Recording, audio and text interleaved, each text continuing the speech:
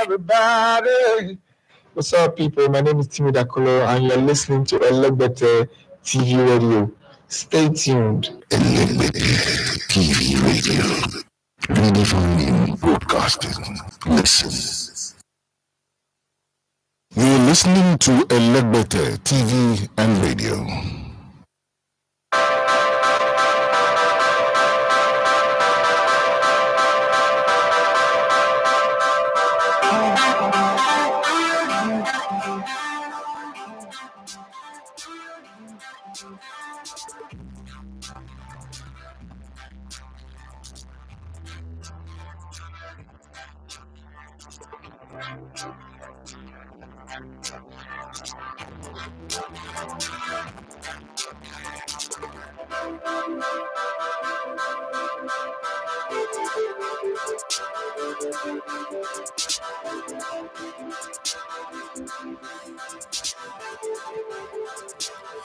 Right, guys, good morning and welcome to this possible fit on Elegbete TV Radio. My name is Daffy Matthews. I'm going to love to come to Elegbete on Sports. It's the Thursday edition. Thank you yesterday for understanding. Had a good time going to school. Winners of our two books have contacted me, so they are off the shelf. Right, waiting for them to come pick it up. Having said that, though, I think I'm making an arrangement for more of this book. There is a volume 2 coming out. I'm also making an arrangement for more. I'm going to send the money to China Cheru and then hope that they dispatch it to my neck of the wood in Lagos, and then we'll take it up from there, because I've got a lot of mails, a lot of messages in my DM, people who want the book, who think that we should go into this book giveaway. That's a good idea. So we will see how that goes. I mean, I've got plans for more giveaways anyway. More giveaways, jerseys, boots, things related to sports and sports books, the ones that I can lay my hands on and give out.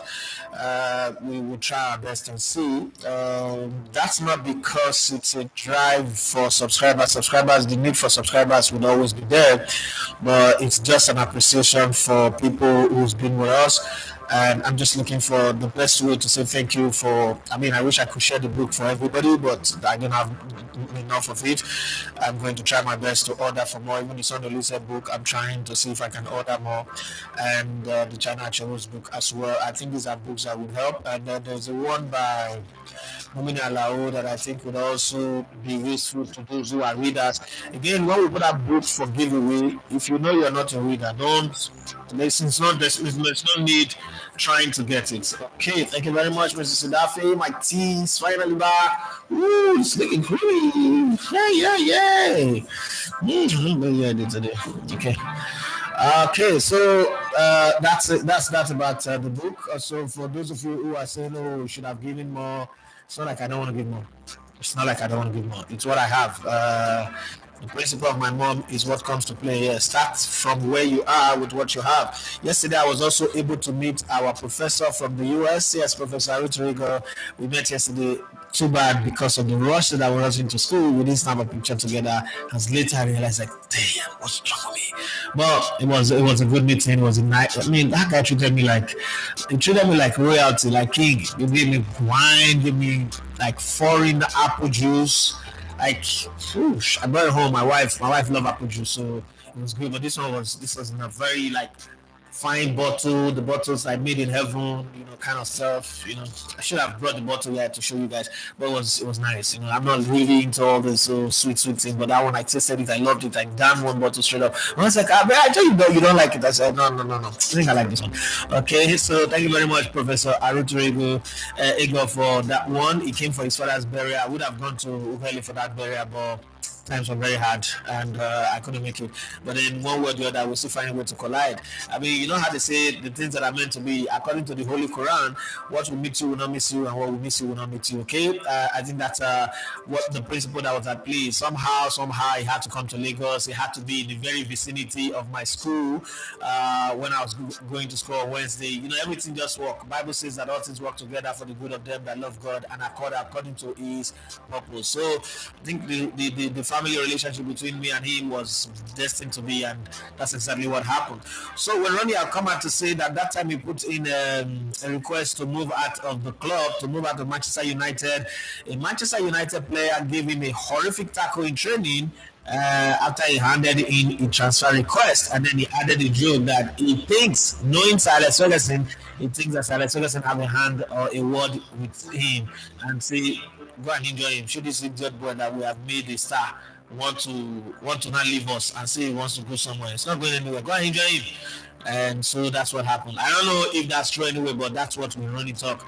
We're going to argue with the guy who's in the thick of the action, where the whole talk is about first off the whole transfer talk of coaches now is even higher than transfer talk of players. But then the man himself, the Chelsea manager, the new Chelsea manager, Enzo Maresca, who is on the verge of being confirmed, like I said, it would either be confirmed tomorrow or probably on Monday, but definitely is the next Chelsea manager. He selected his team, the people he wants to work with. And this is what I was saying about Finidi George, about coaches. This is what we want to see, where a coach comes in and he selects his backroom staff. Not, the club or the FA selects backroom staff for you, or like they do in Cameroon. But that Cameroon conversation, I'll have my opinion on it. I'm just saying that I'm not just saying it the way people see it. I know that I always don't see things the same way people see things, and that always causes friction sometimes. But Samuel Eto'o, this is my message to you. If you really want to develop football, start from the grassroots. Why is your energy so about the Three Lions? What about the small team? We don't see that same energy being applied. The Cameroonian under 17, the Cameroonian girls, the under 17, because that's where development starts from. Don't tell me that you have learned some things in Europe and you want to come and do it, and it's the senior national team. I always get suspicious in that anyway, but we'll talk about it. So let's read this exclusive by the Mail and see who are the possible people that will be working backstage behind the scene for Enzo Maresca. Okay, Enzo Maresca is on the verge of being confirmed as Chelsea new head coach, and the elite ensemble who will be joining the Italian in his backroom staff can be revealed by the Mail. Maresca handpicked a set of best-in-class coaches that he wanted with him at Stamford Bridge, with Chelsea agreeing during several positive rounds of conversation that he should have access to the world's most skilled coaching and technical staff. There are 8 names in total, and the reason why I'm reading this, I would explain it and bring us back to Emmanuel Amunike and some things that I said there that people said, no, that's very harsh. Well, I would explain it to you. With another 2 appointments in line to follow once further talks have been held with Maresca. Each recruit was vetted by Chelsea to ensure they meet their own expectations and they are now set to slide into the system being created by the club in their pursuit of English and European success. They're not waiting at the win since like for 20 seasons. What did they worry them? Chelsea competed with the youngest squad in the Premier League last season, while they sought a head coach who would improve performances. With Maresca rated for his possession-based style of play, which led Leicester to the championship title. They also plan to develop players through individualized programs, specific coaching, and high-performance modeling.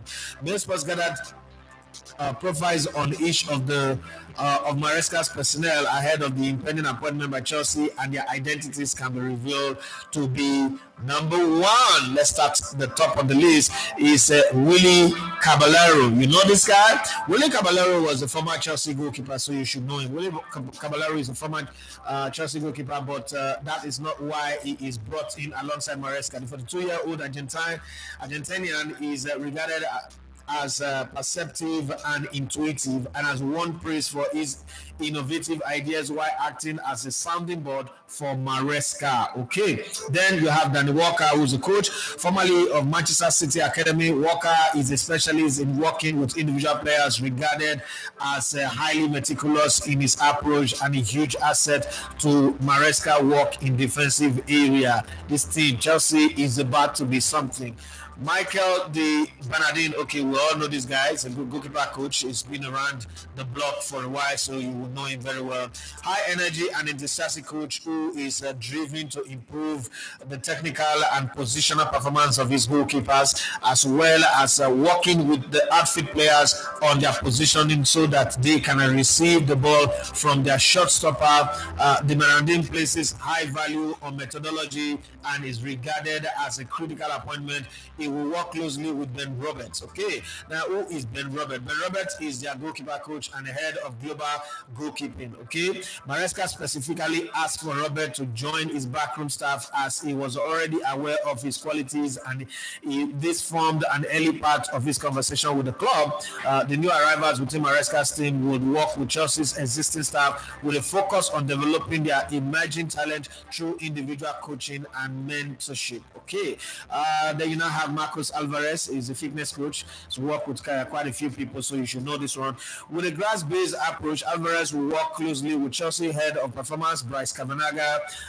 One of his key talks will be to improve availability, fitness, and conditioning of players. Chelsea endured one of the worst injury regards in the Premier League last season. So in the Elevated TV family group, somebody raised a question that is it the medical team that's responsible for players getting injured? I think this would solve that problem. Most time people think that is the medical team that they have. Like I remember when Arsenal was suffering that long injury problem today, Danielson is injured, tomorrow is Abu Dhabi, next tomorrow is Robin Van Persie, and Jose Antonio Reyes, Guy Clichy, Sami Nasri, Alexander Song. Everybody was getting injured. Oh, the medical team is not good. Listen, no medical team make players get injured, right? Injuries are a result of many combined factors: genetics, habit, refusal to train properly, not to stretch properly. So you need all this type of coaches to force you. Okay, so let me give you a good example. Back in the day when I was playing football, they'll say go around the field 40 laps. Now the thing about 40 laps is, because we're going in group, sometimes it's a tug of war. What I mean by tug of war is like a tugboat pulling a big vessel. The guys that are in front, people like us, I like being in front. It stems from my days in primary school. I was always sitting in front, so I like being in front, right? We are the ones towing the bad guys. The bad guys are really not running. They are just on cue. Yeah, they are running, but there is no intensity to their running because their running is determined by whatever steps we take in front. Now, with GPS tracking device, it is different. GPS tracking device will tell how many steps you take, how much intensity you put, how much energy comes out of you and all that. So there is a whole lot. That's the improvement that science has brought into the game. So when some people say science is not good for the game, well, yeah, it's good. Just that sometimes when people abuse it, like in the case of VAR in the Premier League, then, you start worrying yourself. But these things are part of what makes people get better. Remember when they were trying to sell us a story with Eden Hazard. Oh, Eden Hazard is the only player who doesn't train for the whole week and comes on match day and destroy everybody. I remember when I was still in Brilla, I used to have issues with Tony and not quarrel, but we just disagree along the lines. I know that makes him a good player. I said, no, he's not a good player. He's just in a team where he gets indulged. That thing that he's doing is unprofessional and he will pay for it eventually. What happened? He went to Real Madrid and he paid for it. Because when you say, oh, I'm so good, I don't need to train, man, Nicky, what are you saying? Like, what are you really saying? It's like I come to the microphone and I say, I'm so good, I don't even need to open my mouth. I just need to look at the mic and everybody on YouTube will be happy. No. Okay, so there is a guy, Kabir, who just does this. But even at that, he puts in effort, right? Because he shows you what somebody's doing wrong, and then he puts in his effort and tell you, this is a simplified way of doing it, right? But to tell me that the footballer doesn't need, that's why when people say things like, Ronaldo worked hard for his result, Messi is born with it, as like, the ignorant in that conversation, the size of the ignorant, the size is bigger than Mountain Everest and the length is longer than Mississippi. Because how do you sit where you are and say Ronaldo worked hard for his and Messi comes natural? There is one fuel that powers football. Only one fuel that powers any of the Americans, right? That fuel is fitness. Nobody is born with fitness. If you like, let your name be Akifenwa. If you like, let your name be Wilfred Bonny. If you like, let your name be Adama Traore. Nobody is born with fitness. You work to get fit. It's that simple. One person might have better metabolism than the other to break down fat, break down food and all that. But when it comes to fitness, everybody works for it. So for Messi to play and run on the ball the way he does, he is fit. It means he trains. It means he works for it. Simple. Well, let's move further and see. Bernardo Cueva is also another guy. I think I met this guy before on one coaching training back in the day. Yeah, during the soccer rest time when we're having the breakaway section. So I don't know him, but I've met him. I think that somewhere I have a picture of me and him, like we'll be in the group, but I know him. Bernardo is a set piece guy. Okay, he was teaching, talking about the trajectory of football movement. And I'm a set piece guy back in my playing days, so I had an opinion. So we just were bunked together. I was in Dubai at the time, the UAE in Dubai. So we have that breakaway section. I'm happy to see him growing like the way he is. Cueva is widely regarded as the leader in his specific field. Having been brought to Chelsea from Brentford, he will immediately join the first team coaching staff, with Maresca having previously formulated plans of his own to bring in a set-piece coach at Leicester for the upcoming Premier League season. Cueva is expected to provide an elite coaching model that will provide support on both a team and individual level. So watch out. If all these things click, it's one thing to assemble this Hollywood cast, it's another thing for it to click, because again, it's not just the fact that it will just click. Okay, so let's watch out for what Chelsea will be. But I hope that Chelsea fans will be patient, and then Chelsea board also will be patient to give him. They are giving Maresca a 5 years deal. It tells me that they might be patient. So let's hope that Javier Molina Caballero is an analyst. I mean, everybody, okay, those who really follow football know this guy. They know this name. If you do football research well, you always see his name pop up. I notice that people read documents on LinkedIn, on Facebook, on Twitter. They don't care to look the name of the person who is the author. It's like reading a book and not knowing the author. I mean, I don't understand what you're going to say when you want to tell a story about the book, because again, the beauty of telling the story of the book is to explain that this is is written by this person. Give credit to who it is due. Okay, let me have my first sip. My goodness. I don't hide. Okay. Javier Molina Caballero is an analyst considering a crucial cog in Maresca's team, providing support for pre-match and post-match analysis. He will work closely with Chelsea's existing data development team to formulate response and solutions to whatever problem there is in the Chelsea team. And then you have Roberto Vitello is the development coach, so he's going to work with the younger players, bring them on, tell the coach, so coach, this guy is ready for the first team for Carabao Cup or Calabar Cup, whatever we call it. Okay, Vitello is being brought in to help transition Chelsea's young players and prepare them for life in the first team habitat. The club are proud of their pedigree in having developed stars such as Captain Rhys James, Conor Gallagher, Levi Colwell, youngsters including Tariq George, Keanu Dyer, George Achipong, and Ichi Samuel Smith. Okay, all likely to join them on their pre-season tour for the United States in July and August, with part of Maresca's responsibility to include integration over the summer and providing a pathway to the first team. Now, let me say this to Chelsea fans: hold your horses, sheath your sword, and wait. And then again, talking about boxing, let me just deviate by way of just bringing in the boxing thing. January 21st, December 21st is the likely date. The likely date for the Usyk versus Fury rematch. So prepare for that one. Saudi Arabia is the likely place. So we'll see.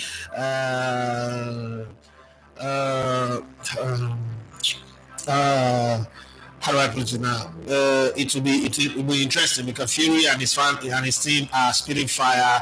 Oh, we're going to do this, we're going to do that. Let's wait and see how that goes anyway. Well, wherever you are, if you're watching the show, right now is the best time for you to drop your comment, whatever thoughts you have, because the questions are going to be shooting. First off, who do you think will win? Congratulations to Olympiacos for being the first Greece team to win a European competition, as they won the European Conference League over Fiorentina. Fiorentina have not lost in two finals, which is not too good. The Violas, have not lost two finals. Italian team won the Conference League the other time, AS Roma, and then West Ham won it, and now it is Olympiacos. Well, not a bad one. It's being distributed. There's no monopoly for it. But in your own opinion, just lock it down on the comment section. Who do you think would win the UEFA Champions League? We'll talk a bit about it tomorrow as well. But who do you think, tomorrow is speaking English, who do you think will win the UEFA Champions League? It is one former winner versus a perennial winner. I don't have a problem with Real Madrid. I don't know anybody who have a problem with Real Madrid. I don't know anybody who hates Real Madrid. But you see, I think I want Dortmund to win. I want them to win it does not mean they will win it. I just want them to win it. I want a breath of fresh air. I want somebody else. I want it to feel good. The Champions League is becoming Farmers League. Real Madrid wins it anytime they want to win it. And it will be sweet for Madrid to lose in the final. That's just the beauty of knowing that, okay, let's kill this thought of I think Madrid have only lost 4 times in the finals, if my calculation serves me right. But in recent times, nobody who can remember when they lost in the final. So this idea of once they get to the final, they must win it. It would be sweet to see Dortmund stop that. So that, okay, it doesn't come. Once they reach the finals, forget it. Don't just go and mark attendance register and go home with your silver medal because there is nothing you can do. So that's the reason why I want Madrid to lose this finals and Borussia Dortmund wins it. Okay, it will be nice anyway if that happens. It's not like, oh, I have. That's not why I'm wearing yellow. This yellow is Bagada's yellow. Oh, thank you very much. So our new bros member. We now have 6 members. Well, that's a good one. Victor Malolo, thank you very much for signing up to our membership. God bless you. I really do appreciate it. When people sign up for membership, it encourages me because let me tell you, the future of this channel is there's a level we'll get our membership to. Only members will be able to access certain shows and content live, or maybe when we're dropping a content. Yes, that's the way it is. Okay. So if you sign up to the membership, again, signing up to membership means that you're encouraging us to do more. Because it means you're paying for it. You're paying for a seat. You get the special perk. You get when you make your comment, you're shown a different color. That's just by the side of it. But there's a whole lot of special perks. Eventually, when we start doing our merchandise, for instance, all the people that are signed up to membership, they will just get their merchandise for free. And that's the way it is. Like this book now. Victor Malalo, for signing up for membership, you get one. Digital format, you get one. Once I make the order, all of that will come to those people who are members, wherever you are. Once you get membership, for the record, the book is more expensive than the membership one. So let's not get it twisted. But that's just what is called perks, the benefit of being part of it. That's why I want to make an order. When I come back from you, I would collaborate with a few people to help me buy the books and pile it up here. And members will get a book for that. So that's the way it goes. Well, let's come back to the talk. So for Chelsea fans, this is what I want to remind you guys that while all this whole backroom stuff, everything, aesthetically, they are perfect. There's no flaw, there's no defect. But you know that there is no system that doesn't have a flaw. Every system have a flaw. Even the famed Pep Guardiola system have a flaw. Even the famed Carlo Ancelotti system have a flaw. Talking about Carlo Ancelotti have said players that will not be part of the match will not travel to Wembley, to England, because there will be distraction. Now that could cause a dressing room unrest. You understand? If you want to come on your own, but you're not going to travel with the team, we don't want any distraction. We want to stay focused. Borussia Dortmund is not the team to get distracted for.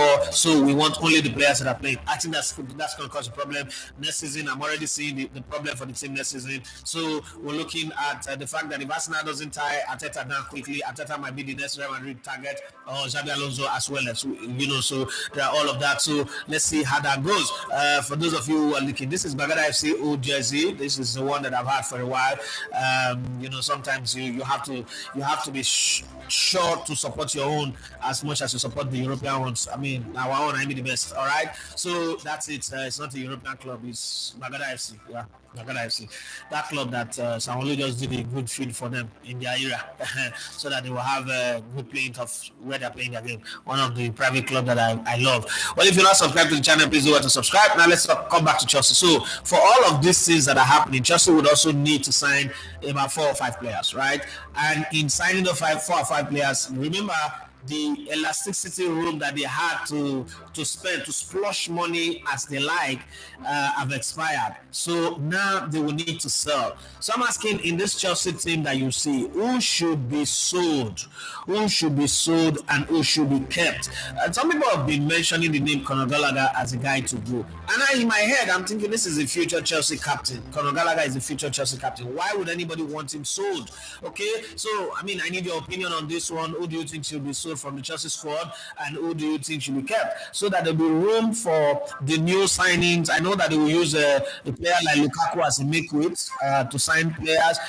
From the look of things, for those of you who are, cocksure that Victor Osimhen will be your next striker, might not be, it might be, but it might not be. So don't raise your hopes too high. Just relax and then look at, okay, what do we do? How do we say? Because Victor Osimhen comes with two major hiccups, okay, or three. One, the top of the pile is the injury, the consistent injury issues. It's an issue. Whether you like it or not, it's an issue. That's one part. Second part of it is wage bill. He currently earns 100 and something thousand euros in what's it called, in Napoli. I hear from sources, reliable sources, that he wants 350 to 400,000 pounds a week. I don't think anybody will give him that amount. Let me be very honest here. I don't think there's anybody who will give Victor Osimhen 350 or 400,000 pounds a week. I don't think. Yes, he's a good player. He's got fights. He's got goals. He's got all that. But I don't think anybody will give him that money. Yeah, I'm sorry to say. This is not me talking him down. I just think that will not happen. So let's look at Lukaku, the option. If Conte wants Lukaku is in the region of 30 to 35 million. So Victor Osimhen is 130. So 30. So it becomes 100 million. It does look good on paper. That transaction is a good transaction. But then Victor Osimhen needs to now cut down his wage demand. 200, 250, maybe that's the cap. That's the max you can get. Anything above 250, I think that is asking for. We can go to 280 or probably 275. But that's not pushing this thing beyond the elastic limit, and that could just be a problem. So I don't know, but let's keep our fingers crossed and see how it goes. Like I said yesterday, I was able to see yesterday I was able to see Professor Arotoego, and it was a very pleasant one. He was the host with the most, because give me some foreign apple drink and then give me wine and a few other stuff like that, and put some, give me a traditional Urubu hosting. Man, Urubu people, they are too good. That's not tribe like Urubus. Like, he supported cola for me. It's what we call Isiagwari. Give me that kind of royalty support. I started feeling like I was royalty. Like, with that meeting didn't last more than 5 minutes, but I left there with a whole lot of, like, everything for everybody. Like my students, like I was spraying money like I was, Obi Kubana, but not the one that you abuse the naira. Don't go and report me, because right now we're hailing Nigeria. With Nigeria, we hate you. Don't come and put me in trouble. Right? Having said that it was very beautiful to see, to meet him and see him looking all young and different from the pictures that I've been looking at. Just looking all boyish, but like, God, this young man is a PhD holder. Yeah, you got to show you some respect. And talking about PhD, our new member, Victor Malalu, is also a PhD holder. Victor Malalu would not remember this, but the first time we ever met was the day the idea for this business started. Victor Malalu, if you recall, that day we were meeting at Oriental Hotel, I excused myself from you to go make a phone call. So that day, when I excused myself, it was the late Tijani that called me. And out of the blues, man, that Edmond doesn't call me, we talk when we see, but he just seems to say powerful. That's the way he calls it, it's powerful, and he called me and he said, I think it's time for you to move. It didn't make sense to me. Come on, this is Larry Zamoji's friend, and he said, I think it's time for you to move. You are growing too big, and where you stay, people are not expected to be that big. This is what to. It's going to be trouble for you very soon. It's not happening now, but it's going to happen.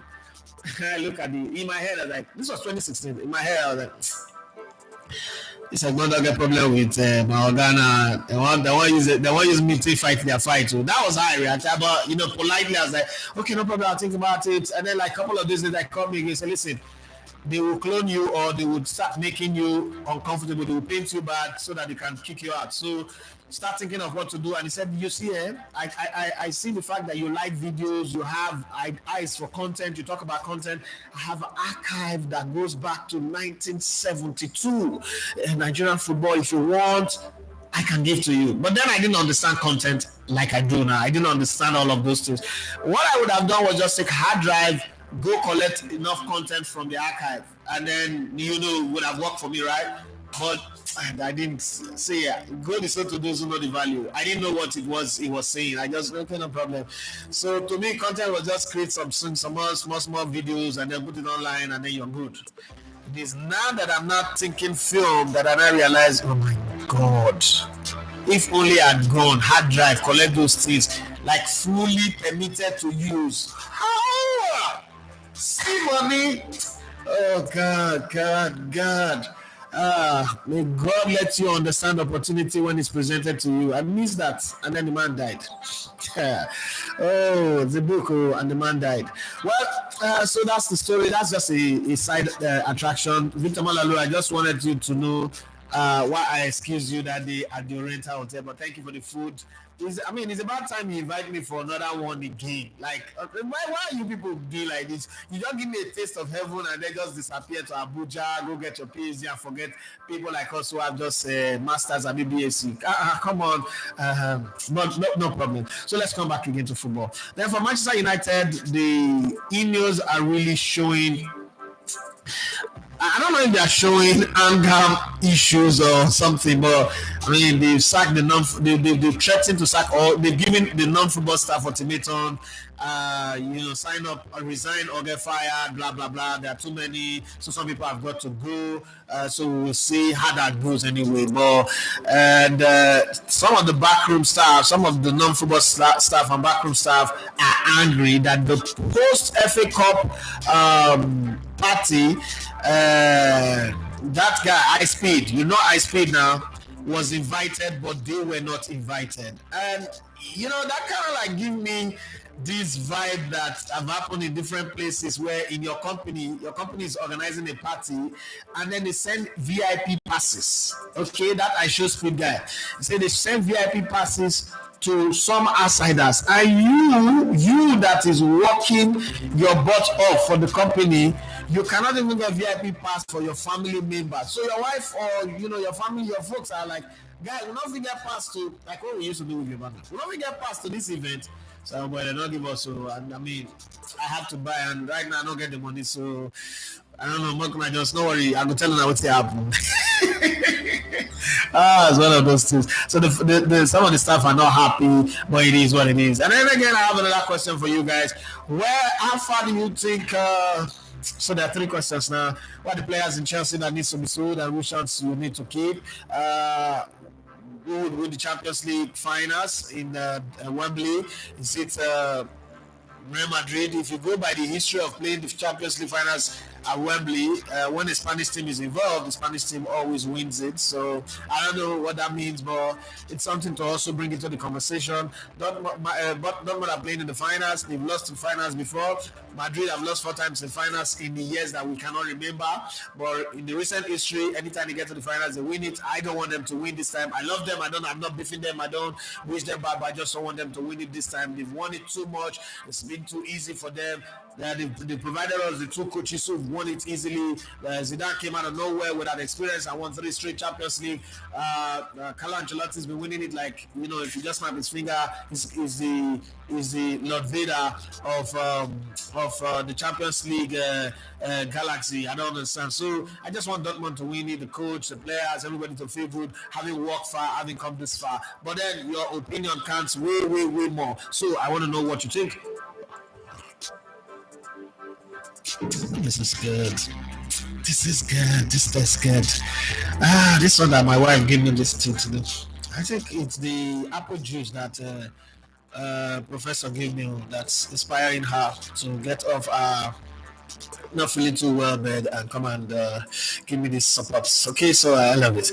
Right, let's look at transfer gossip before I come to you people. Manchester United is being mentioned a lot. When they mention Manchester United and transfer, my first thought is the deadwoods. Don't kick them out, because you need to kick some of those deadwood out before you can come out and start telling me you want to sign a new player or you don't want to sign a new player. Well, transfer story will not be too long-winded today. You will just be short. Manchester United are targeting Everton 21-year-old English defender Jared Braithwaite. Remember, Spurs were targeting him as well as Newcastle and then Liverpool. But Manchester United have entered the fray as well, who is valued at 60 to 7 million pounds, 70 million pounds. Sorry, Aston Villa are interested in Chelsea's 24-year-old England midfielder Conor Gallagher. I know that we're asking players to leave Chelsea, but my question is, would you want to see the 24-year-old Conor Gallagher leave Chelsea? I think that he's a future Chelsea captain, but hey, circumstances can arise that will make it impossible for them to keep him, because if Aston Villa offers a certain amount of money because they want to play in the Champions League and the player feels like I will be respected there, I'll play under a coach that wants me, that needs me, that I'll play regularly, obviously we want to go. But look at that midfield a little bit and ask yourself, unless they're already preparing for Douglas, what's his name, to leave, which I'll be very excited if Arsenal is able to sign him. That's one player that I think Arsenal should go sign in a hurry. Break the record and sign him and bring him in. Oli Watkins, I still think, okay, if we can get him, fine, but if we don't get him, I would like Benjamin Sesko or Sikezi or someone else, definitely, or Guriasi or whatever. Those guys can come in and add, international flair. I'm not really a fan of English players that much. Too many English players in your team could almost spell no progress for you, because English players are not really that ambitious. Okay, so that's my own thought. That's my thought. Okay, new Liverpool manager and the slot is keen to make a bid for Aston Villa and England forward Oli Watkins, who's 28, as a replacement for Uruguay striker Darwin Núñez. Okay, so Núñez is leaving Liverpool. I don't know. I thought it was the best thing after the blood of Jesus. Manchester City are considering a move for Werder Bremen 28-year-old German goalkeeper Michael Zetterer, and we hope they get him. Liverpool are planning to offer 20-year-old and Northern Ireland defender Conor Bradley a new improved contract because they see him as part of the future of the team. Manchester United are considering a swap deal involving 22-year-old England striker Mason Greenwood and Atletico Madrid's 24-year-old Portugal forward João Felix. Oh, that one I want to. Okay. And why is Bobby? Bobby is telling me that they will soon challenge for title with João Felix. Okay, no problem. Everton, that soft one, that SpongeBob. Now on one side. Okay, no problem. Everton and West Ham have opened talks with Burnley over a deal for 22-year-old French defender Maxime Exever. Former Manchester United striker Ruud van Nistelrooy, 47, is a contender for the Leicester City manager's job. That's a good one. That's a good one. I would like to see him. Real Madrid plan to announce the signing of France and Paris Saint-Germain forward Kylian Mbappe 25 before the summer's Euros. Wow.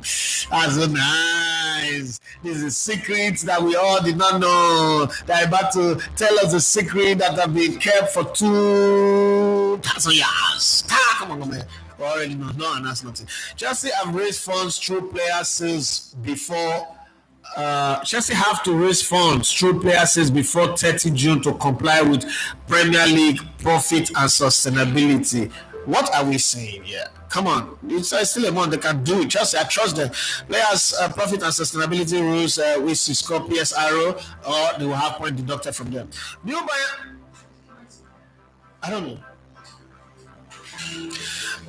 New Bayern Munich as boss, Mr. Company wants Middlesbrough coach Aaron Dance to join his backroom team. RB Leipzig, RB Salzburg, and Roma are interested in Manchester City's 28-year-old England midfielder Calvin Phillips. Arsenal boss Mikel Arteta is in talks over a new contract that will see him become one of the highest paid managers in the Premier League. Okay, wish him best of luck. I think he deserves it. He started the project and the project is going the right way. RB Leipzig 20-year-old Slovenian striker Benjamin Sesko is Arsenal's top transfer target. Yippee! But let them get him, shall. This summer, Rennes and Lyon are set to bid 35 million for West Ham 28-year-old Moroccan defender Nayef Agad. Okay, so let's hope that everybody gets who they want. so that there'll be no excuse for next season. Now let's come to the people who matters in this whole grand scheme of things on the show. You guys are there, right? It's time for your comment. Quentin says, good morning, sir. Good morning to you. My own Mike, I say good morning, everyone listening to our show. Edafi, please, which formation are you using today?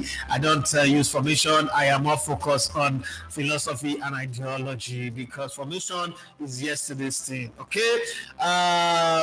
Mike Elwin says, my brother, England is going nowhere. Ah, Jesus Christ. You people just don't like this England. And you know the funny thing, this Mike so might be in England though. You know, people will be say they go travel, the Japan go England, they go see the hits on England. I don't know what England do, Nasha, but hey, let's just keep it going like that. Victor Malalo PG say, what do you think about the Chelsea new coach? I think he's a good coach. He's Italian, so Italians hardly get things wrong. I also think that this is, first off, the problem with Chelsea is that you are trying to judge the new era with the Abramovich era. The Abramovich era was an era that doesn't happen all the time. It's not normal. It's like the Silvio Berlusconi's era of AC Milan. So you guys are back to normal process where you grew. Don't forget that also that Chelsea, Roman Abramovich era also went through a process, though it was short before they became so successful. But just thinking that he came in 2003, you won the Champions League 9 years after in 2012. So it's going to take some time, even though you won the league and the FA Cup and the Carabao Cup, but it's going to take some time. You guys have got to be patient. I don't think that Enzo Maresca is a bad coach. I also don't think that the backroom staff that is put together is a bad one. It just needs time. Does he have the kind of players, the kind of quality players that maybe Jose Mourinho had to work with when he came to Chelsea? Obviously, no. So he would not need to mold them, foam them, squeeze them, and then pad them up with a few players. This squad doesn't have the spine that Jose Mourinho had of Peter Cech, John Terry, Frank Lampard, and then they added Drogba to it. But I think that given the time, maybe in 3 years' time, Chelsea fans will start seeing their team competing strongly. Don't forget that in 3 years' time, barring any change of mind, Pep Guardiola will not be in the Premier League anymore. So hypothetically, you would have either Xabi Alonso as the manager for Man City or Mikel Arteta, which if he signs a new contract at Arsenal, that might not happen because he will be seen as a traitor and a betrayer. But you know, you look at it, if you remove Pep out of the equation, any other person will compete for the title. So all of those things are also coming, and the fact that if a coach like Pep Guardiola have stayed this long, anybody that is going to take over from him would have to suffer. So I think it's coming at the right time. Would they be patient with him? Also, let's hope that he doesn't suffer a lot of injury problem. He's a good coach, but he needs to step up to be a great coach. He's a good coach right now, but he needs to step up to be a good coach. Is he any different from Mauricio Pochettino? I think in mentality is where they are different. Mauricio Pochettino doesn't care whether he wins anything or not. He's okay. But then, you know, you have this coach who had to tell himself that at this club, the only thing that they will judge me by is what I bring to the table, what I win. So let's see how that goes. Just this says, hope this coach will deliver at Chelsea. Let's hope so. The one Adoni Brian says, Maresca or company, who do you think will deliver quick? Vincent Company, because Bayern will do everything to get back to winning ways, and this new season they win. I don't see Bayern going 2 seasons without winning anything. So there's going to be an instant win for Vincent Kompany. And I don't think that Vincent Kompany is also a bad coach. He's got the energy, he's got the temperament. He's humbled right now because, one, he's humbled the way how you play 38 games and win only 5, draw 9, and then lose 24. That's kind of crazy, right? But when you look at is it 9 or 6? When you look at the move from Burnley, by any shade or standard of the word, from Burnley to Bayern is an overwhelming move. It's like taking me from here and straight to CNN, the head of sports. Man, that's like, no matter what I know, I'll be overwhelmed. Or ESPN, go and be bossing all the guys there. That'll be overwhelming. So that's exactly what has happened to him. If you look at his interview yesterday when I was watching that interview, and then I look at his previous, I had to go back to his previous interviews, you will see that he's subdued. Like he's in shock. Like, you know, for Warrior Boys, we say, now maybe this, like, is this really happening? Okay, it's like It's like that scripture in the Bible will say when the captivity of Zion was overturned, we were like they that dreamt. Any coach who gets a team relegated is battered and rammed down. Now this guy gets a club relegated from the Premier League, and all of a sudden his stocks are rising. It's crazy. This is the stuff that dreams are made of, right? So he's overwhelmed. But you look at Chelsea. Chelsea is not a set in stone plate for success yet. The players are still very young, inexperienced. They still need a whole lot of molding. The players at Bayern are competitors. These guys are hungry. A few players from Spurs who come with their bad luck, but then the others have won. Chejnabry, Sani, all of these guys, Kimmich and the rest of them, they've won things before. Man, they've got experience. That dressing room have got experience. And let's be very honest, no matter how bad you want to look at Harry Kane is the best of his generation.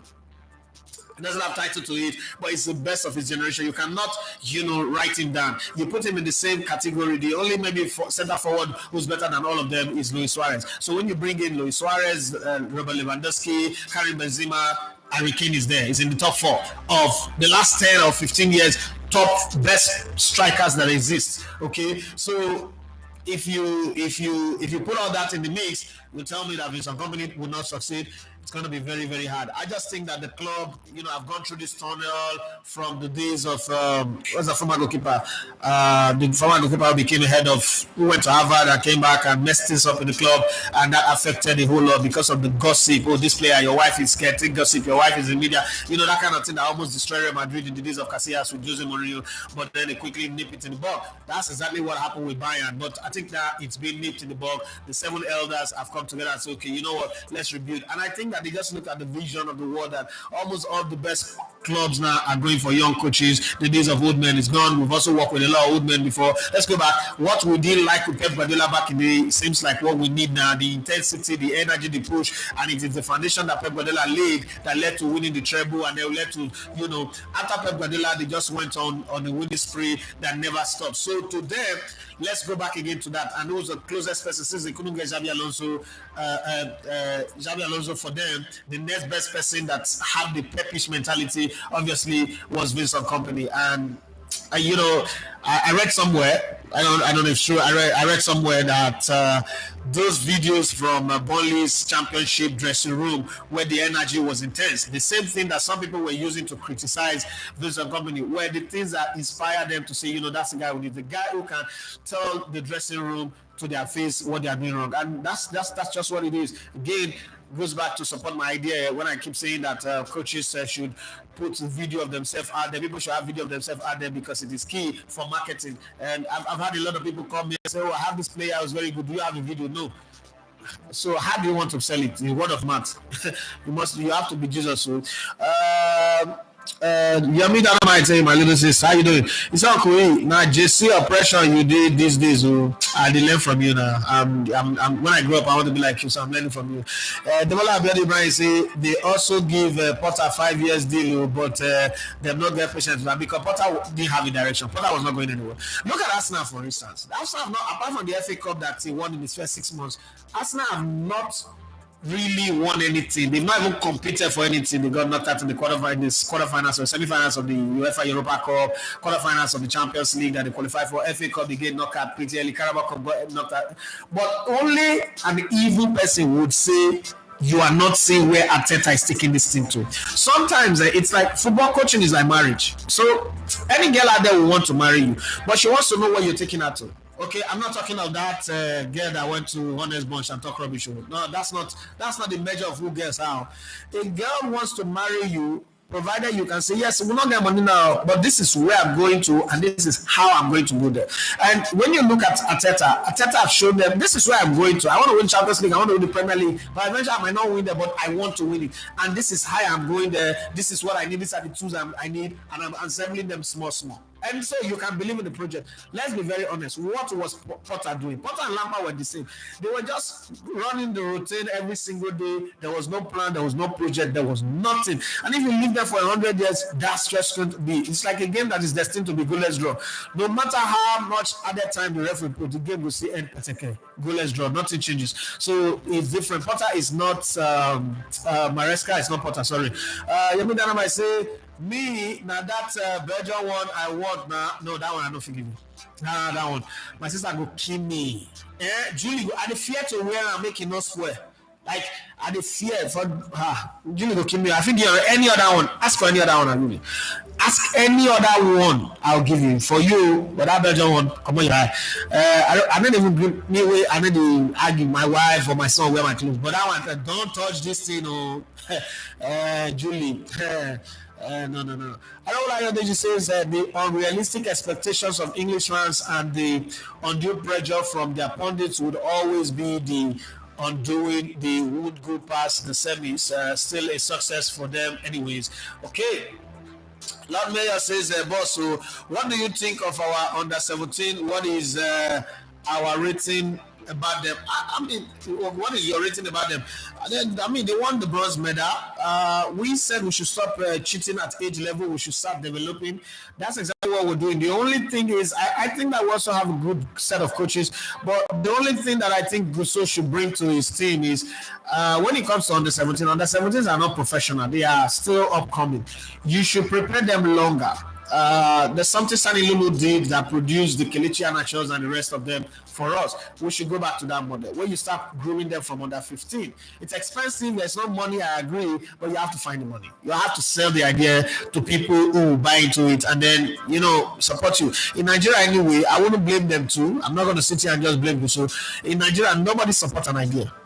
People support two things that Nigerians support the most: Ogogoro plan and fucking Ashawo plan. You see that girl where everybody talk about? You know that some very responsible, educated people have come on that show and propounded great ideas. It's not trend because that's Nigeria.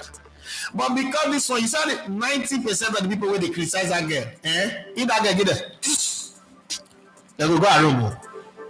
They go pay. Forget all this thing where they shout moral standard. I lie you. Some people they cause the girl because they don't get the chance to fuck the girl. That is as simple as that. That's the truth. Yes. And I'll say me, I don't start. But like the truth. There's the talk of those things. If the girl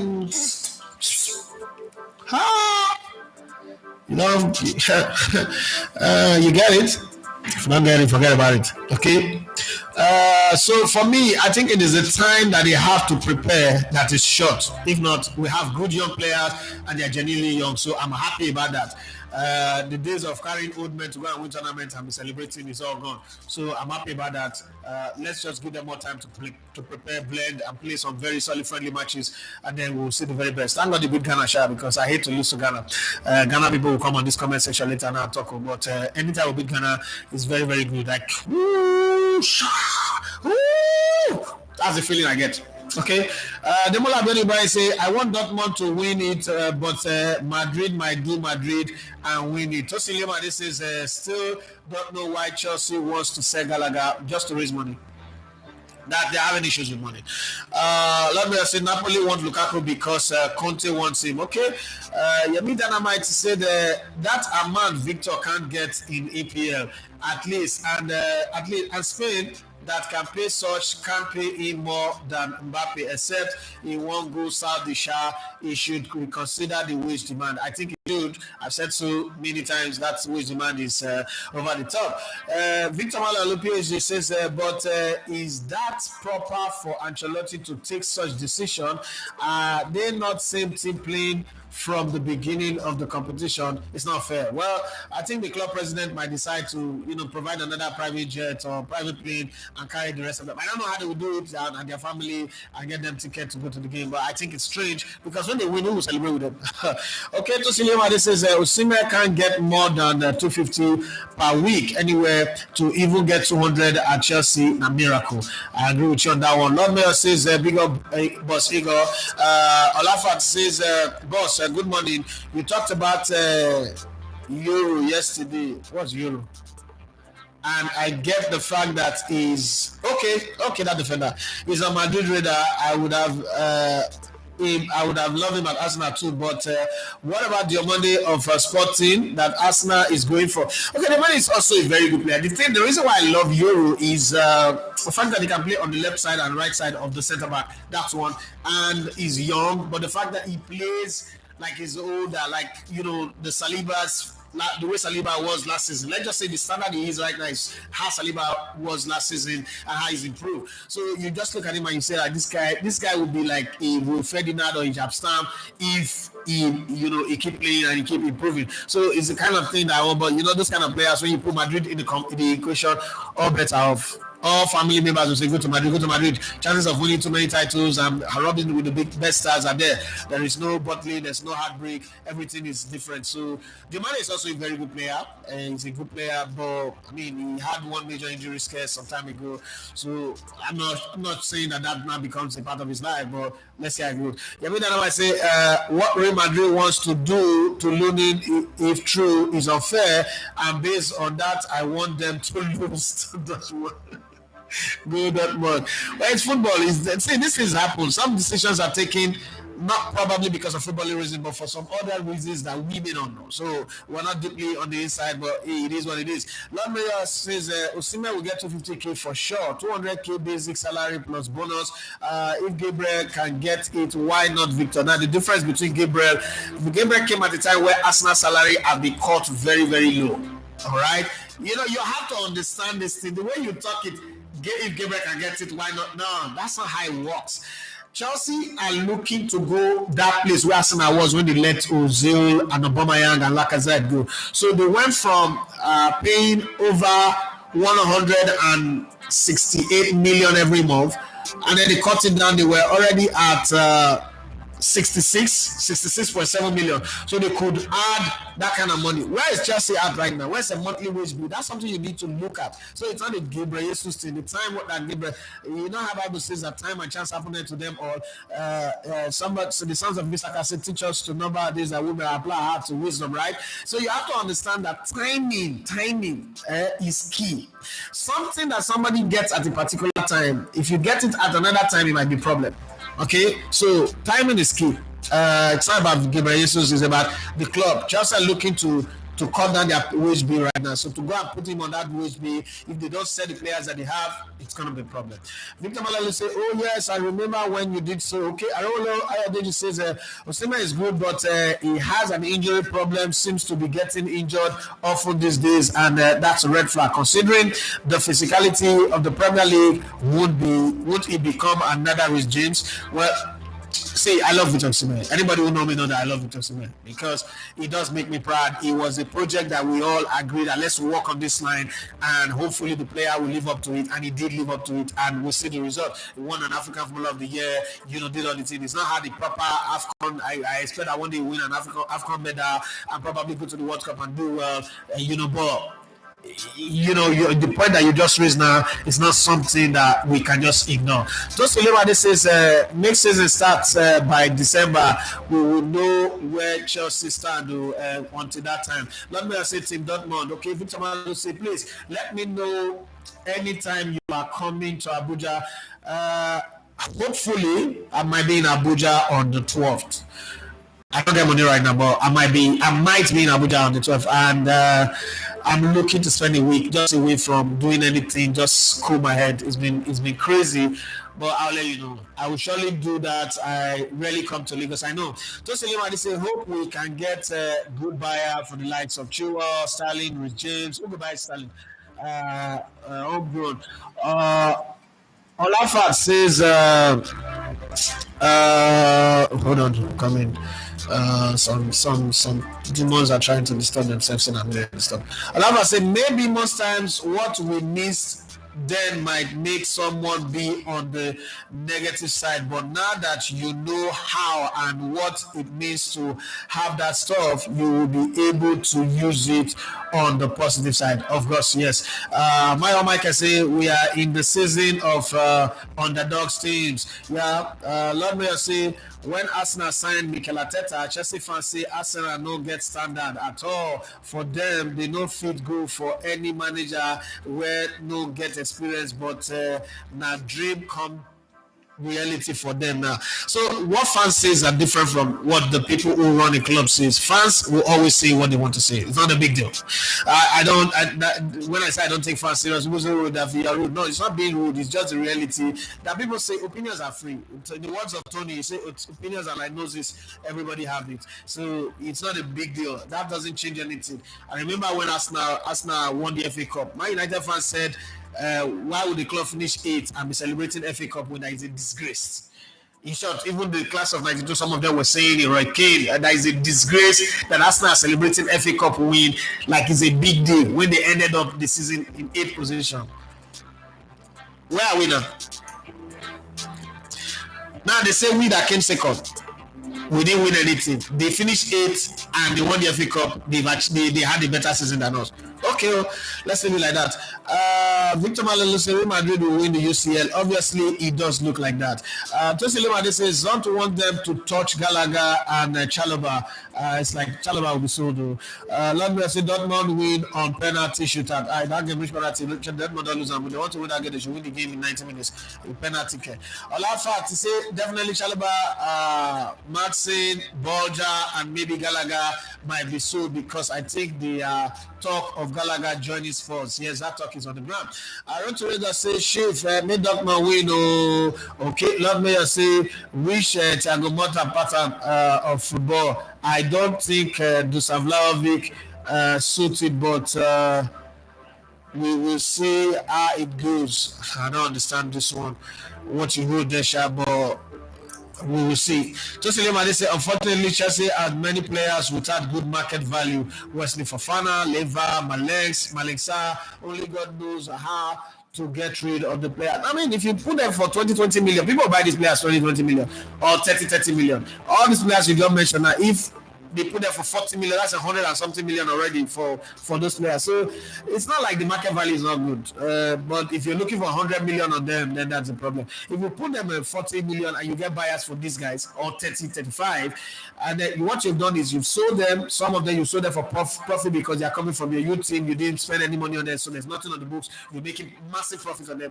Then you also remove them from your wage bill. Well, it's a good rotation, but just know who to sell and who to keep. That's just so that you have a proper core to build with. Arola Adeji said Dortmund attackers will be a nightmare to Madrid's defense due to their pace on the counter. However, Vini and Rodrigo will be too fluid for their defense. They only have a puncher chance.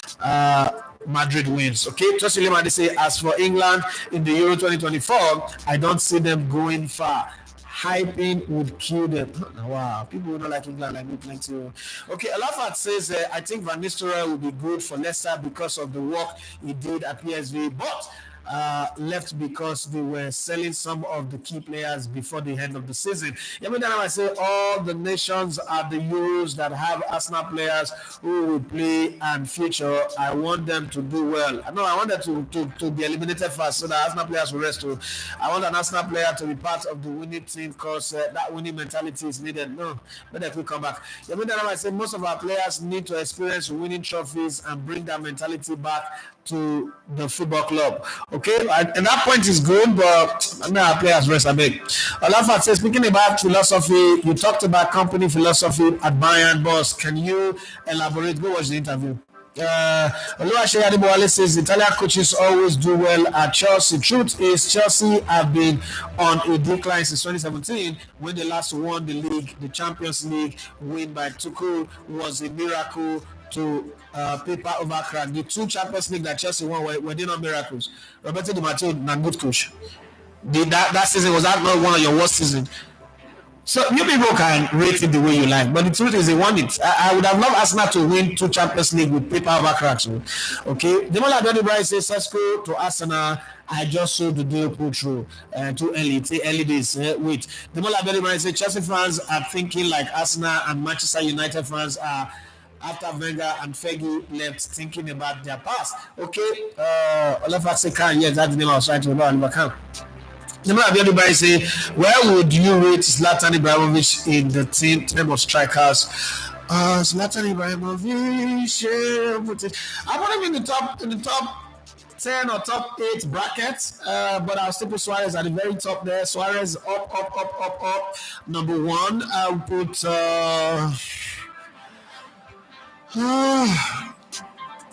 Robert Lewandowski number 2, Karim Benzema number 3, Harry Kane number 4. Okay, so he comes to number 5. Zlatan comes to number 5. I put Zlatan number 5. Yeah, Zlatan number 5. Yeah. But I put Harry Kane over him. Yeah. Yeah, I said I said the same thing to a friend this morning, Uncle E, that most of those bashing that girl are those that learned from our talk that they might never be able to get a chance based on her price. It's the fact. Just when they say if they need money, let them look at other players to sell. Gallagher should be kept at all costs. But if you want to sell the players that people don't want to come, you will not say, it's a case of when the desired is not available, the available become the desired. There are other players to look at selling. People claiming they need to sell that are still buying underage. Okay, Emmanuel Ibianu say, bros, do you think Arsenal will win the EPL next season? Well, I think they're very close now. If you look at the progression of Arteta, 8th, 5th, second with a long gap between them and first place. Now they take second again with just 2 points behind them. Where's the next place to go? You put in Shevchenko. Shevchenko does not belong in this generation. So we're not going to put Shevchenko in this conversation because he doesn't belong in this generation. Shevchenko is of another generation. We're not going to put Shevchenko belongs to the Thierry Henry, Alan Shearer, that older generation. The generation that we're mentioning, Shevchenko does not belong there. So it will be a waste of energy, resources, talk, space to put Shevchenko in that bit. Shevchenko and Harry Kane will be mates now. They are not in the same, they didn't play football at the same time, they didn't come of the same generation. So you can't put Shevchenko in that space. I'm sorry. The Lewandowski, Benzema, Harry Kane, Zlatan Ibrahimovic, Suarez at the last generation before Mbappe and Erling Haaland, and then only Jesus Christ, Mbappe, Erling Haaland, only Watkins, Cesco. Wow, it got big. The gap big. Okay, Cavani will come under Zlatan Ibrahimovic. So Cavani will be like number 6. Definitely can't put Cavani over Zlatan Ibrahimovic. Should be number 6. But Shevchenko is like old school.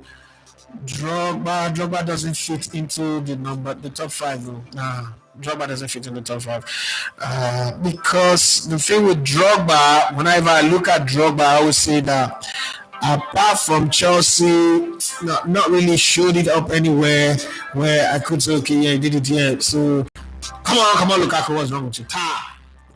Look what Lukaku now look sure. So Drogba was incredible in his system, in the Chelsea system, but there's just this thing, I always look at Drogba when he plays for Cote d'Ivoire and I'm like, okay, so something is missing, right? And it is that thing that is missing that's always making me not to rate him where I would have loved to rate him. Okay, great guy. The thing that you would always, so the name that maybe everybody should mention that I would say I can raise him up to number 2 is Samuel Eto'o. Samuel Eto'o is like the best striker to ever come out of Africa. Forget George Weah. The best striker to ever come out of Africa is Samuel Eto'o. That's why when I see Nigerians or Africans mocking Neymar, I always laugh. Like Neymar is head, shoulders, chest, stomach, waist high above every footballer that has come out of Africa, and you are mocking him, say he did not live up to his potential. He was a fake footballer. Like, are you really serious right now? The numbers don't lie, the game doesn't lie, the statistics doesn't lie. That guy is a freaking serial winner everywhere he's gone, and you think that. Then let's not even go into that conversation. I'm not going to put Lukaku in that conversation. Radimir Falcao will come below. Radimir Falcao will come below Ederson because he did most of the things he did in a lesser competition and lesser club. but I put Falcao under. Thank you very much, Adijala Fuma. I'll put Falcao under Cavani. I think Cavani did very well. The Villa and Fernando Torres belong to the older generation. The Villa and Fernando Torres doesn't come yet. The Villa, Fernando Torres, you're not pushing us back. They are the last of the Mohicans of that older generation. Those and Thierry Henry, the spillover from the Thierry Henry class, Ruud van Nistelrooy, Andrei Shevchenko, all of those guys. Yeah. So I'm not sure I'm going to be able to put them here in this class. Myself, did you see the Nosesika smear campaign Aubameyang is saying about Ateta leave? But when I said this at the beginning, you people said I'm just hating on the guy. Aubameyang is a very like Aubameyang. Like I said this before, and I'm not surprised that he's doing it. Aubameyang is a damaged person who is trying so hard to damage everybody. This is not the first time. Remember, Aubameyang had issues with the coach of the Gabonese national team, right? So there's always somebody else's fault. It's always somebody else's fault. It's never his fault. It's always someone to blame. But since he left Arsenal, look at where Arsenal. You played 5 or so seasons, or 7 seasons at Arsenal. You were scoring goals, but we were not making any progress. It was all about you and not the team. You've gone. We've not even signed a striker like on your level. We've not signed a striker on your level. The team have gone from an Arsenal to a team that everybody is afraid of. Like nobody really wants to play. People used to when are we playing Arsenal? When are we playing Arsenal so that we can get our easy 3 points? That was it. Right now, nobody wants to play Arsenal. And it's a team that is still lacking in certain area, right? Attacking right, there's no backup for Bukayo Saka. Center forward, we don't have a whole lot. So, if Aubameyang is talking and people are listening, okay, so somebody said Diego Costa. Let me tell you something about Diego Costa. I like him. It was the next Drogba, but it's the same thing about Drogba that I have for him. There was no consistency to it. There was no science to the madness, right? Yeah, did great at Atletico Madrid, did great at Chelsea, but all of this is greatness in past 5. There was no 5 season to it. There was no 5 season of consistency, and so to put you on that Mount Rushmore, that pyramid, is hard for me. But like if we're doing individual analysis of a player now, I could come here and tell you. Chelsea fans almost killed me when I said Diego Costa. The season they gave Diego Costa scored 19 goals in the league and won the highest goal scorer, and they gave player of the season to Eden Hazard. And I said that Eden Hazard had no business winning the player of the season. Chelsea fans were almost killing me, brother. They were like, I'm stupid. What do I know? I know nothing. Yeah. But you say all these things that you say. And I said, listen, this Eden Hazard is a promotional player. They're just doing all this to sell him. Oh, this guy is rubbish. You don't know what you're saying. You don't know football. That season, Diego Costa. If you take away the other contribution, Chelsea for still win the league. Costa's contribution, without it, they don't win any title. But people didn't listen to me. People that I was talking rubbish. So sometimes you just leave it. Why I can't put Diego Costa on that team is, if you rate strikers, I will rate Jamie Vardy over Diego Costa. Like his achievement for Leicester, because there's consistency, there's a pattern, there is a run. A long run to it. I can put him in the mix. I put him in maybe number 7 or so. But Diego Costa was one great season for Chelsea, and then the other one was a struggle. And then the SMS that he used to sack him, which was bad by Antonio Conte. And then again for Atletico Madrid, one incredibly great season. And then like Antoine Griezmann, so Olivier Giroud. So just about to get there, but not there. But you want to see consistency, even if the consistency is like 15, 16, 17, 15 again, like that over a 5 season period. Then you can ask, there's consistency to this, but that wasn't in for him. But it was a 1 season smash and grab that was really, really powerful, or 2 season smash and grab Atletico and Chelsea that was really, really powerful. But when you look at Benzema, Lewandowski, Suarez, oh my God, these guys were incredible over a long stretch. Then Harry Kane, and then Zlatan Ibrahimovic, and then Cavani, and all those guys that I mentioned. So I'll rate them ahead of Diego Costa. Sorry.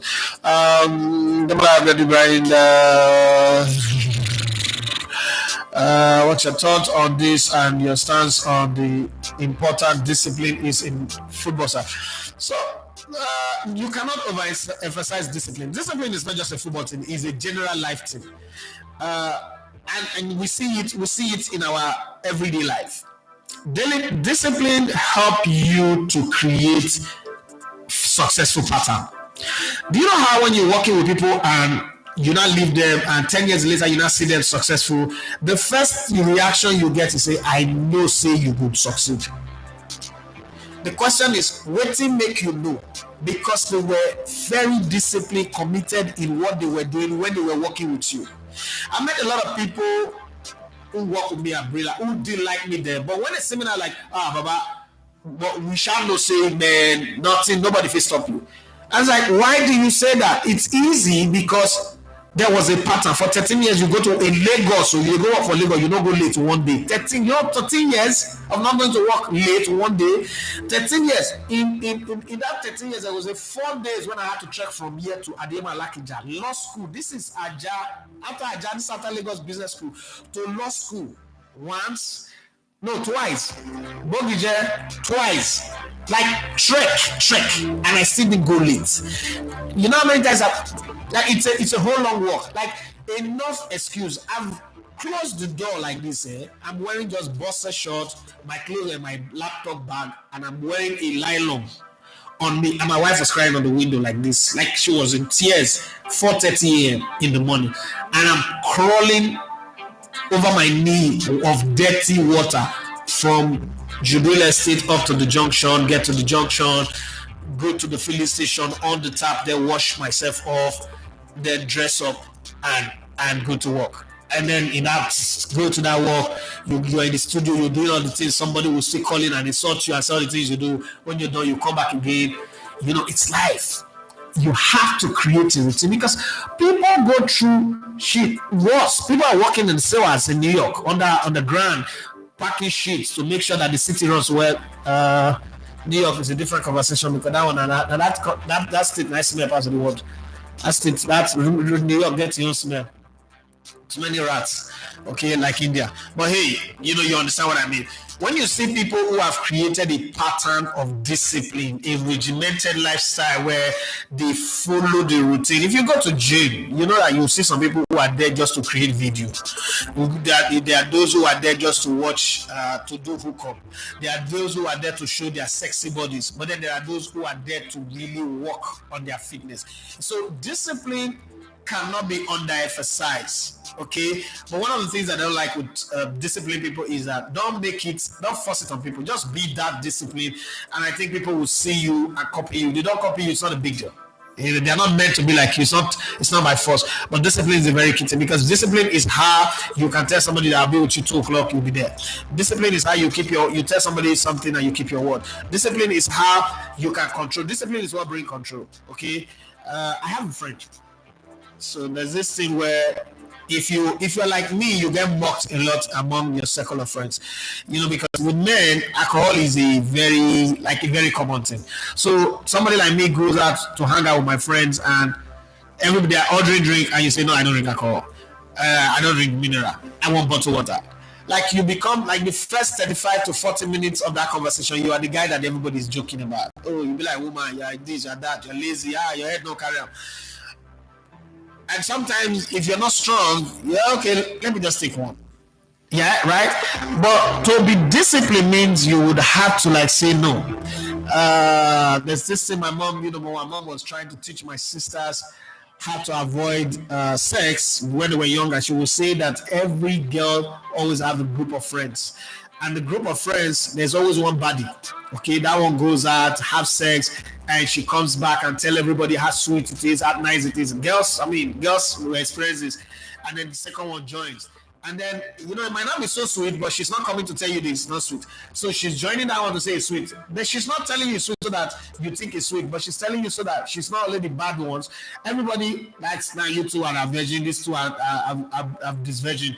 They now want you to. And it's discipline that will make you say, yes, it's sweet, but I don't want that sweetness now. And there's going to be a time when I want it. I've set a time for myself. I'm working on that clock. I'm going to keep it. Right? This is how I define discipline. Discipline is keeping the promise you make to yourself. That's what discipline. That's my own definition of discipline. It's not what you find in the dictionary, but discipline is keeping the promise you make to yourself. You can make promise to other people out of shame. You keep it. Sometimes you don't keep it. But you see that promise you make to yourself. Discipline is how you keep it. So it is very, very important. Not just in football, but people make it, because it's part of the 3 Ds in football. Discipline, dedication, and determination is part of the 3 Ds in football or in sport, and you make it look like it's a football team. It's a life team. It's not a football team. It's a life team. Demola Betty Brian say England be like Spurs when it comes to tournaments. Okay, Oluwaseyi Adebola say Diego Costa above Falcao for me. Nah. Radima Falcao. No. There's no way in this world I will put Diego Costa over Falcao. Ooh, sir. No, sir. No, sir. No. You can't. Bro, it's not do now. Sure. And so now, is that the way you used to do? Let's even check some numbers. I'm not really big on statistics, but I'm big on impact. Jesus Christ. Diego Costa Valderrama Falcao. So, bros. Fear God. But let's just do a little deep dive. And I want to point out one small thing. Falcao play football. Radimir Falcao. The Colombian beast versus the Spanish Brazilian beast. Okay. For a striker.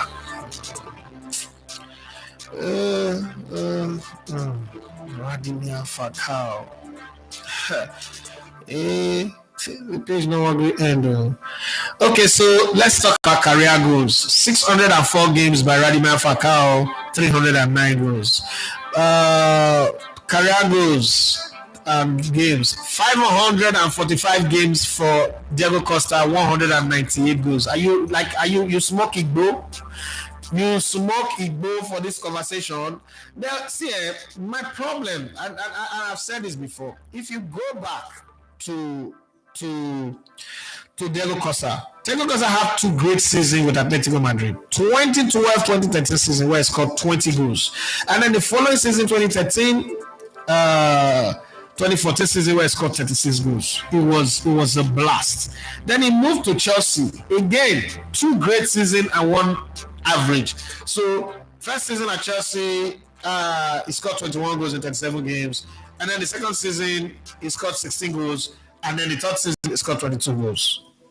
Average, pretty average there. I'm coming on. Now, when he went back to Atletico Madrid, you see him score 7 goals, score 5 goals, score in 30 games. The striker scored 5 goals. In 21 games, he scored 5 goals. In 23 games, he scored 7 goals. The numbers are not good. He came back to the Premier League in 19 games. He went back to Brazil, for Atletico Mineiro. In 19 games, he scored 5 goals. He came back to England for Wolverhampton Wanderers, in case you've forgotten. 25 games he played, he scored only 1. And then he went back to South America for Botafogo. In 15 games, he scored 3. For Gremio, for 10 games, he scored 6. Okay? Now, let's show consistency and pattern. Why we should not even mention Falcao and Diego Costa in the same conversation. So his early days in South America, let's even eliminate those ones. Let's not even put that in the conversation. When this guy stepped into Europe, he stepped into Portugal for FC Porto. First season, 43 games, 34 goals. Second season, 42 games, 38 goals. That's consistency. Then he had that injury where he didn't play at all, played 2 games in 1 season. So in 87 games, played in Portugal, he scored 72 goals. Then he went to Atletico Madrid, the same Atletico Madrid that Diego Costa played for. First season, 50 games, scored 36 goals. Second season, just when you think that was a fluke, 41 games, he scored 34 goals. That again eclipsed anything that this guy did for Atletico Madrid. Now he went to Monaco. Monaco, he had, I think, about 4 seasons or so. First season at Monaco, 19 games, 11 goals. Second season, gained that injury that stopped him. 3 games, 2 goals. Okay? Then he had this long run of games after he came back from that Achilles injuries. and in 43 games he scored 30. The beast was back. Some people get Achilles injury and they don't play football anymore. The following season, 36 games, 24 goals. The following one again, he had an injury that stopped him at the end of the season. He didn't do preseason, played 39 games, scored 16 goals. Now, let's go when he went on loan. This is the part that makes everybody think that Diego Costa is better than him. Because when he came to England, starting with Manchester United, 29 games, 4 goals, Chelsea loan, 12 games, 1 goal, then the 22 games, 11 goals, and then you got the 18 games, 9 goals, and then, say, 43 games in England, 25 goals. That's what you judge. But you see, go back to the two of them, their impact season, and tell me who you will pick. 309 goals, not be joke now. 309 goals to 198. How you the judge football? Diego Costa, how you call Diego Costa ahead of Reddy Mafaka? Please, no, stop. Don't be doing things like this like you are a pagan. No, I beg you. Diego Costa above Faka for what? We still watch football. Some of us still watch football. We not just the read what they tell us on newspaper. We watch football. We see these players. Additional Avuma said, please, so is under 17 going to the under 17 AFCON since Ivorians are hosting the AFCON. We're waiting for CAF. CAF have not come out with a statement, so we're waiting for them. Shoniba Obayami say, I came a bit late to the show today due to work hectic. Thank you for gifting me the book yesterday. I got your message on Twitter this morning and will reach out today. I'm very grateful.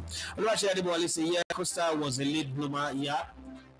Additional say also why is CAF still bent on using this regional qualifying format? It has reduced the capacity of Africa representing its best at age grade tournament. I don't think so. It's the Africans that voted and agreed that this format should be used. CAF did not just wake up and force it on people like FIFA. It is CAF that's the whole representation. CAF is a fully representation body, so everybody agreed on it because traveling from Nigeria to Egypt to Namibia, the cost of traveling is too much. African FA is not making money. The economy is not good, so they would rather travel to one country and play within one place. That's the reason why. So it's not like CAF just woke up and did it. It's the entire body that agreed somewhere in Rwanda when they had that congress that time, and that has kept them going. I remember days of Hazard Sanchez debate umbrella. Me self, the follow verse for you as you did play Hazard then. And there's no way in this world I will rate Hazard over Sanchez. That's Arsenal Sanchez over. Nah, there's no way. Hazard good, but it ends there. It's a project that the Roman Abramovich era they needed to make everybody look big. If the kind of ball where Hazard play, yes, he was good, but Sanchez Sanchez was playing with kids. Hazard was playing with men. No good there, beg. There's no even way I will get that conversation. And then I must say that Diego Costa had a short time. He did not do it consistently for a long time. That's my point. And then this generation of strikers now, wow, the way we are going, no 9 has been stylishly erased. Number 9 have been stylishly erased from football. That's the way it is now. We don't have many of them again. Imagine the whole of Europe now, we have only 2. And even Mbappe will tell you say not be number 9. I don't know why you say most players of this generation aren't disciplined. That's why they can't maintain consistent levels of performance. Reason I respect most of the older generation players. And then he went to say Falcao versus Costa is no debate. Falcao was a beast. Injuries messed him up. Falcao messed Chelsea up in 2013 Super Cup. Scoring 4 goals in the final. That's disrespectful to compare Falcao to Costa. I salute you. Me and you on the same ship on that one. I don't like that you finally said Abramovich chased Falcao for years. Only if he came earlier, he'd have rivaled Haaland instant impact at City. Well, this is where we draw the curtain on the show. I've given you back your 25 minutes that I did not give you yesterday. Rashi Adibole say, what do you think about this year's Ballon d'Or? Looks like there is no clear favorite so far. Time never reached. Not in November they will give them. Next season will start now. There's still a whole lot. Euros never come. Euros will be played. A whole lot is still yet to come. So let's not be in a hurry to jump the gun before the bullet hits us in the barrels, in the chest. So let's just relax and see what comes up thereafter. Well, thank you very much everyone for joining in. Thank you very much, Additional Afma, for giving us 10K. I really do appreciate. God bless you for that. And for every other person, Victor Malalu, thank you for signing up to be our members. That's the sixth person on our members team. I'm happy about it. It's the community is built gradually, so I'm happy for that one. Thank you very much. And thank you to every other person. Our book winners, thank you very much for contacting me. We'll find a way for you to come pick them up. And then thank you to Arotorigo for treating me like king yesterday. Again, for the books, since a lot of people are asking for more books and for us to do more giveaway, what I can promise is that when we come back from Uyo, God willing, if we're able to make it to Uyo, I would look for, since books are not really that expensive, sports books are not really that expensive, I'll look for people to partner us. We'll buy them in bulk and then give them away. But please, when we start giving the books away, the thing about book is not, if you're not a reader, don't jump into just take book and then go and dump it there. Books are meant to be read. If you're not a reader, please don't get involved when we're doing giveaway. Something that would interest you will come that will give away. But for now, we're talking to a few people. I mean, I think after the what's it called, we would intensify the conversation and be able to get some people say, okay, we're going to be paying for the books or buying the books and sending them to the studio. Also jerseys. I'm also talking to a few people. Okay, give us jerseys to give away. We'll promote your business. But a lot of people are not seeing it yet. So we'll have to wait and see. Boots, jerseys. We hope to do a lot of giveaway because the demand for giveaway is very high. I was do giveaway. But I will do reasonable giveaway. Not be just money. Yeah, money is good, but you want to make impact with what you give them. I'd rather give somebody a book than just give them 10,000 or 5,000. Recharge card is also good because people spend data to watch the show, but I'm just explaining as a community. Don't forget that tomorrow, Tosilumadi's account number will be here. So come with your checkbook, come get your account filled so that you can transfer to him. It'll be nice, at the end of the day, he's able to, when we're signing out, he's able to tell us that, I have received so amount of money and I am grateful. That's all. Okay, but thank you very much. My name is Edafi Matthew. So you love to come in the Elegbete One Sports. It's been the Sports Buffet on Elegbete TV. Like I always say, everybody needs somebody to help them. Everybody needs somebody to lift them up. But when that help comes, don't be the guy who will pay good with evil by going into the room and try to make sure the person who brought you in is kicked out. Okay? Don't do that to anybody because what you're doing is they might stand again, but it will stop them from helping anybody ever. So thank you very much for spending your time with me. It's valid, it's very precious because like you say, time is the one thing that is the most precious in human existence. So thank you for spending a whole 1 hour 30 minutes with me today on the show. Let's do it again tomorrow in Pidgin English as we'll have fun on the channel. If you've not subscribed, please do well to subscribe to the channel. It is free. You don't pay to subscribe. It doesn't zap your data if you subscribe. And turn on the notifications so that anytime we're live or we upload any content, you'll be able to see it. Good morning and have a wonderful Thursday. Bye-bye.